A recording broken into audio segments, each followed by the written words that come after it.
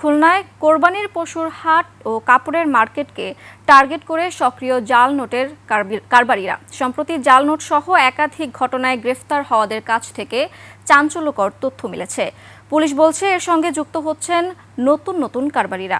শেখ মোহাম্মদ জুয়েলের ক্যামেরায় খুলনা প্রতিনিধি আশরাফুল ইসলাম নূরের তথ্যে ডেস্ক রিপোর্ট।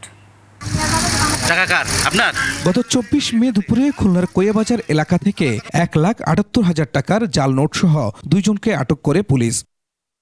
ওয়ালটন আবারও মিলিয়নিয়ার অফারে ওয়ালটন ফ্রিজ কিনে আপনিও হয়ে যেতে পারেন মিলিয়নিয়ার। প্রাথমিক জিজ্ঞাসাবাদে তারা পুলিশকে জানায় ঈদ টার্গেট করে খুলনার বাজারে এসব জাল নোট ছড়িয়ে দিতে চেয়েছিলেন তারা। এর ২ দিন আগে ২১ মে নগরীর সাচিবুনিয়া বিশ্বরোড মোড় থেকে ৫ লাখ টাকার জাল নোট সহ একজনকে আটক করা হয়। জানুয়ারি মাসের ১৮ তারিখ ৪,৬১,০০০ জাল টাকা সহ আটক হন আরও একজন। পুলিশ বলছে কোরবানির হাট ও বিপণী বিতানগুলোতে নগদ লেনদেনকে টার্গেট করে সক্রিয় হয়ে উঠেছে চক্রগুলো। তবে সজাগ রয়েছে আইন শৃঙ্খলা রক্ষা বাহিনী। ওই হাটগুলোতে বিশেষ করে আমরা চেষ্টা করব যে মাইকিং করে যারা ব্যবসায়ী আছে তাদেরকে সচেতন করা, তাদেরকে শুধু জাল টাকা না, এই সময় কিছু মলম পার্টি আছে এবং অন্যান্য অজ্ঞান পার্টি আছে যারা এই টার্গেট করে টাকা এই গরু বিক্রি করে যাওয়ার সময় তারা বাসে টার্গেট করে।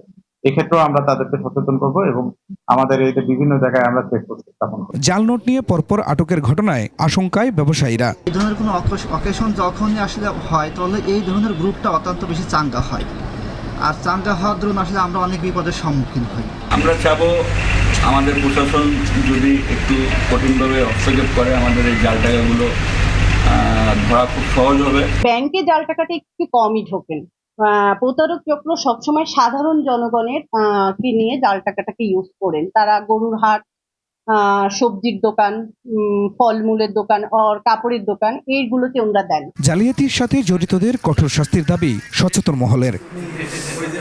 খুরশিদ আলম, ডেস্ক রিপোর্ট, ২১শে টেলিভিশন।